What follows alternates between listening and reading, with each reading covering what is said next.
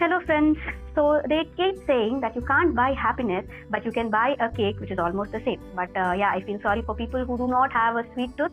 But food and clothing are the two things which make people go crazy about, and we want them without any limit. And when it comes to sweets and cakes, they are the most yummiest and sometimes stress busters too. Because as they say, love at first bite. So cakes are the answers, no matter what the question is. So yes friends, welcome back to my channel and thank you so much for liking and subscribing to my channel. So today again we are back with the series of our guest interview in the episode number 12, and today we have our guest Mrs. Deepthi from Hyderabad, who is a home baker and has her brand named as Simply Baked Up by Yashna, who bakes happiness in the form of pretty yummy cakes. So yes, let's just quickly get into the conversation with her about her journey and the baking related things. So yes, hi Deepthi, welcome to my channel. Hi Ashrita, thank you so much. Thank you. So I will just ask you first, how did you get into this baking thing? Are you always curious about cooking and experimenting, or it just came as a random thought? No, I never thought. Actually, there were no plans of me starting a home baking business. It was all so random. Due to certain health conditions after my delivery, I had to quit my job. Okay. And you know how it feels when you have been working throughout and suddenly you have to quit the job, sit at home, watch TV or do babysitting and all. Correct. So that's when I thought, okay, I know baking, I learned it, so why not? What if I can't take up a job? I can earn by sitting at home, parallelly looking after my daughter and all. So that's how this thought came up. But then also I didn't think that it would go to such an extent. I would be delivering so many cakes and all. It was all for just a time pass thing. Okay. So you said that you learned. So what kind of a course, did you do for this baking business? I did not do any hi-fi courses and all. I learned it during my pregnancy. I had to take a maternity break. Okay. And the same thing, just sitting at home and without any health issues and all, it was so normal for me, why can't I do something? That's when I learned baking from a nearby home baker. Okay. So it was just a 2-day course, and it was the basic techniques that she taught me. And of course, basic in the sense they are always the foundation steps. Correct. And later whatever we learn, it all depends on how much we practice and how much we put in our efforts and all. So I didn't do any course from any hotel or anything, any college or anything, but I just learned it for 2 days, and after that I kept on practicing on my own. Okay. So actually usually before people start anything related to food, they think that there will be wastage of food, right? Because when we are making, it's not that the first thing that we make will be the best tasting item. So how did you, deal with that? When you made your first cake, was it the perfect cake, or you had to try it again and again? And what happened to the cake which did not come good? So what did you do for that? See, when usually what happens is whenever we bake, first thing is either it doesn't bake good, it's unbaked or something half baked or something like that, or the look doesn't come properly, which the client might not like. So we ourselves know that there's an instinct always says that my client won't like this, or there's no 100% satisfaction. When that's when I usually don't give them, I don't deliver the cake. I say, no, I'm not sure, I don't want you to spoil your day or something like that. So it's sometimes it's a waste, and of course if it's half baked or if due to some reason the cake didn't come out well, it is very much waste. We can't feed it to anyone. But if the client is not satisfied with some look or something that they wanted which I couldn't deliver or something, then of course we always have people at home who will be eager to have the cake. So this last minute cancellation, then how do you deal with it? When you have promised, or you have told somebody that you'll be delivering, so then how do you deal with that? That's why we usually take advance amount, right? Because there are people, of course, some could be unexpected reasons for cancellation. So we have the advance. That's one benefit of taking it before. So even if they cancel it, we have the money. We don't make profit out of it, but whatever raw material and all we have used, we can get that money through that advance. So that's enough. Okay, well, you can't do much. Sometimes people put it up for sale. If you live in some gated communities, or if you know some people in your circle, They usually put it up for sale. Some of the bakers do that. Like we have this because of the last minute cancellations. This cake is baked and all. So if someone is interested, they give it off for a lesser price. Oh, okay. So that's how you can even make some money. Like, okay, if someone is ready and you know someone is ready to take, it's better to give it off. Nice. So yeah, I just want to know another important thing. Like, suppose if somebody wants to set up this business, get into this. So what approximately will be the investment that the person has to do in this? Maybe you can tell roughly, including the course fees and all. Course fees could be, it depends on the person that you are learning from the baker that you are learning, depends on the type of cakes that you are learning. See, always there is something like basic course which might hardly cost you around 3,000 to 4,000 for a 2-day course. At the same time, you have a course where they charge 25,000 to 30,000 also for a 1 or 2 day course. If you want to set up your business exclusively for clients like wedding cakes or something, you want to specialize only in that. You don't want to take up the normal orders like half kg, 1 kg cakes and all, but you want to set your business where you just want to focus on certain cakes like all 3-tier cakes or 2-tier cakes or only wedding cakes or something like that. Then there are courses, there are home bakers who teach you especially that, and they charge you hefty amounts, 30,000. But that all depends on what you want to learn. Okay. There's nothing like you have to go for that course. There are people who learn the basic techniques and they kind of practice themselves and they go that long, where they take up wedding cakes also. It all depends on your mindset. Right. Yeah. So yeah, when you started, you started from what types of cakes, and now finally you have landed to like what all types of cakes that you're baking. So like, what are the initial steps of baking? Like, with what types of cakes do people start, and then finally, because now even I've seen that there are so many types of customizations going on. So yeah. Initially, we all usually start with a simple vanilla cake, the sponge. So first, for any cake, your sponge should be good enough. Later comes the decoration part, the cream, how to whip it, how to make it. All customizations, whatever you do, if your sponge is not good, then it's a waste. So first you need to learn how to make a sponge. So that's what everyone teaches you. Unless and until it's not a beginner's course or something, then they would go to the advanced level. But then everyone should learn initially how to make a sponge, and then you will gradually learn how to bake like other cakes, like not only vanilla, some other kind of sponges like chocolate sponge. Again, in chocolate you will face very many like difficulties to bake and all because of the cocoa powder or whatnot, all the ingredients. So once you get to know how to bake a sponge, I think it's almost 50% of your job is done. Okay, so that is the major task to do, because that is the base of all the cakes. Yes, the base, and then later cream, whipping, customizations and all, one will gradually learn it over time. It's not a 1-day course or something. Of course, any customization. Now talking about customization, as you said, people have lot of trending customizations coming up and all. Every day there's some new theme, there's some new and like actually these days, these days we are seeing like you have to identify what is a thing and what is a cake. Like that is a very trending reel. Like when they cut it, it turns out to be a cake. So like they are making exactly, cakes which look like real. I've seen reels where shoes, like even a real shoe is kept aside and another shoe is kept, and the one out of them is a cake. So like it has like people are using, I guess fondant is used as clay, like how children play with clay. So I mean also that needs to have some kind of artistic skills, right? To like color it or even shape it that way. So I think it's not that easy to make, because making the cake is okay, like anybody will put the ingredients and then bake it the temperature or whatever, but then again the appearance of the cake is very important. And that will come with experience only. So that's what I said, there'll be many trial and errors, I guess. Yes, definitely. Even like as you said, fondant and all, it's not so easy like a child does with a clay. Again, it varies with the temperature conditions in the room, outside, weather, the fondant. We can't easily handle that. People just think that it's okay. As an outsider, we feel it that way.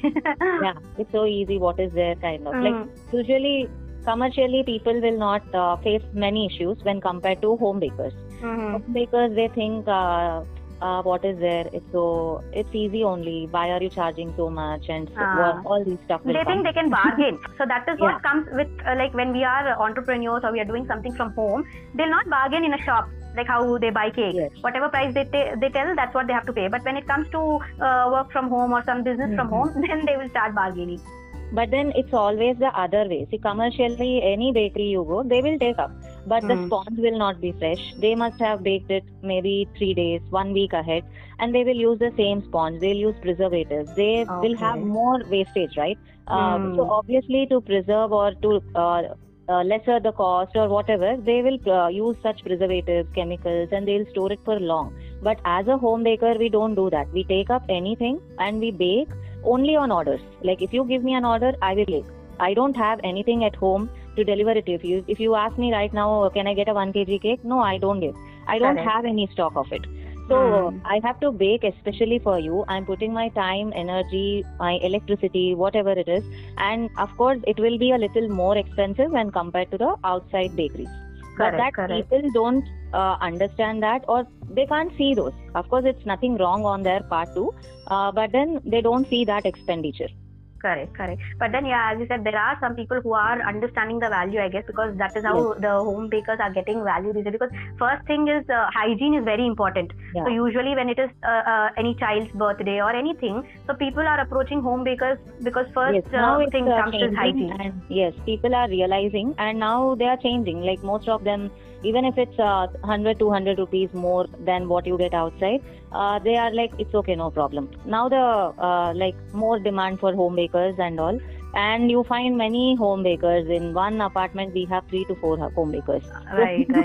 There's a huge competition actually, but then everyone has their own set of clients and own set of everybody will have their own style also, right? So it differs. So so what are the different kinds of customizations that you have done in the cakes? I did many customizations. See, anything apart from the normal round or square cake that you get outside, any element that you need is a customization. Correct. Because you now want cricket theme, there's some bat. Even if I put a bat, that's a customization. Even if I put, like now today we had some football theme and cricket theme. So if I had to make a cake in a round shape, so that so it should replicate football. So that's a customization. So there are many things and all crazy themes coming up. That's what theme based they're doing, like cartoon characters. If it is a baby shower, they make babies, cradles. So it's actually very wonderful to see. Previously, weddings and all, we never used to have cakes, at least for the South Indians and all. Correct. But now it's totally changed, and for any occasion, like even in the weddings, even in all, no matter the religion and all, they have this cake cutting thing, and there are chandelier cakes coming up, like hanging cakes, top down cakes and whatnot. I have never heard of chandelier cakes. It just looks like a chandelier. So so there are many things, like you want 3-tier cakes, 7-tier cakes. People are ordering huge quantities. So like that every occasion is being celebrated with a cake. Yes, definitely. It's become a part of our lives now. Correct.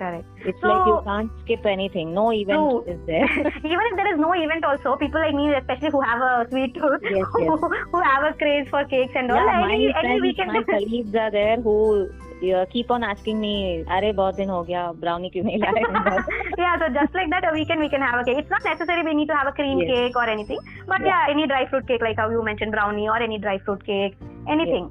So like you said, there are different kinds of customization. So what are the maybe 3 things that you can mention that you do or follow to keep yourself updated with the trends? One is Instagram. Right. Many reels and all, where people usually post somewhere something, and we keep following fellow bakers because they come up with new things, and they post tutorials too. Some of them regularly post tutorials on how to make this cake and all. They have their new innovations and all. So that innovation itself is like a new trend, and we do follow them. Like there are people, very good home bakers and all. So following them and then practice. And then we need certain there are certain tools and all which these manufacturers make, and also we usually follow their pages also. Like if there is something new thing coming up, they post it like this is for this, and maybe we can use it somewhere in making a cake or something. Right. So these are the 3 basic things. Of course, following and then practicing and then we come up and then we put it on your on this menu. Like, okay, we have this. Once we are perfect with it. Otherwise, if we don't know, if we can't make it out, then we usually don't take it up. Correct. So, like, another crazy question I want to ask is, has it happened anytime, like, people have sent you pictures of some cakes and asked you to, make exactly the similar cake? Yes, of course. It's always it's always there. Like anything. Now we are like, suppose I get a requirement. Someone asks me like, I need a cake on so and so date. The first thing, there are certain questions which I ask them. Like, is there any theme that you want? What is the flavor? What's the quantity that you need? These are the few basic questions that we ask. And once they post me, and there's no cake without a theme these days. Reference, almost negligible. Even if it's like hardly out of 20 orders, there's one cake where the client says, it's okay, anything would work. There's no special occasion or something. Just we need to have some sweet cake, that's enough. There's hardly 1 out of 20 cakes.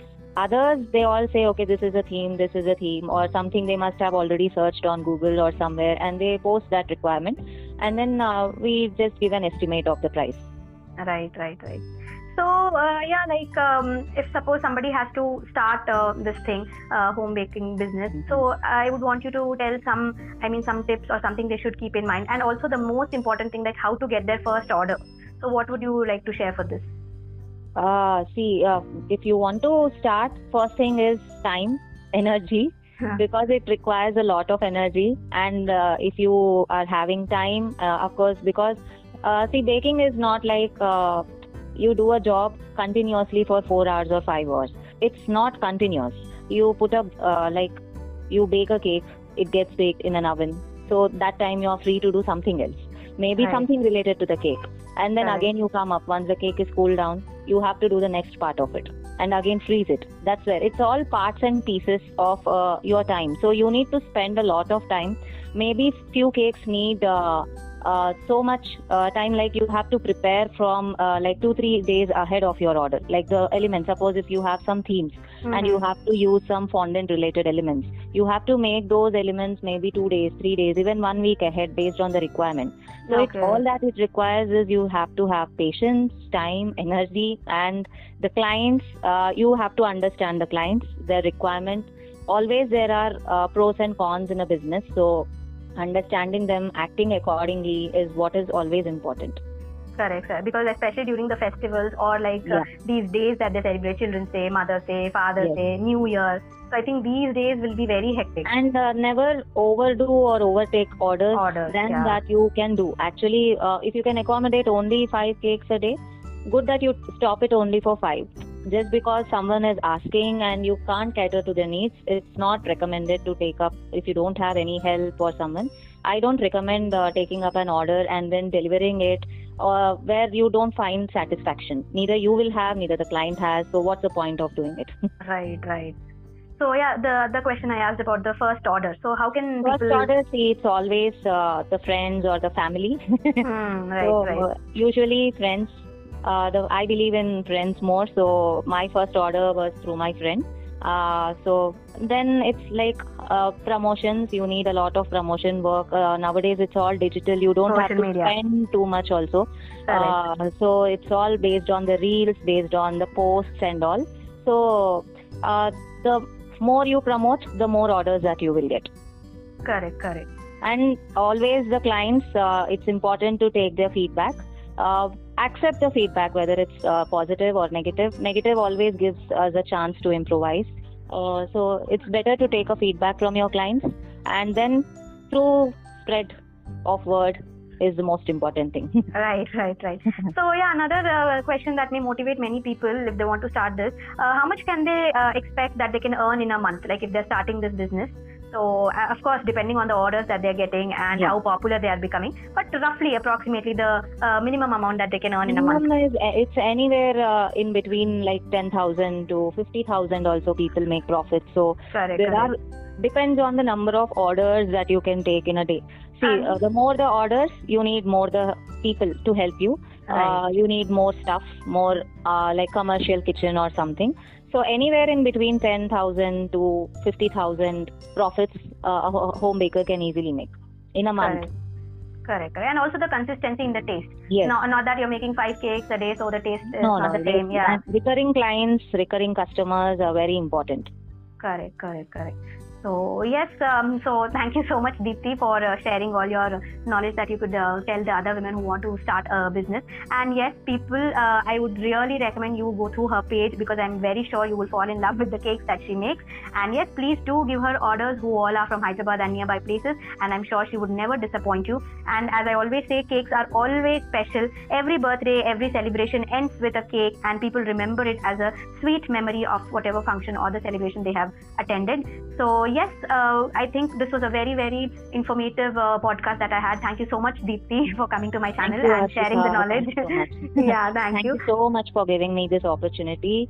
And I wish all the women there who would like to start this home baking business, if you are eager to start it, do try it at least. And Exactly. I promise that you won't regret it. Once you start this profession, you will love it. Because every day is a new thing coming up, new customization. It's not going to be a boredom to you.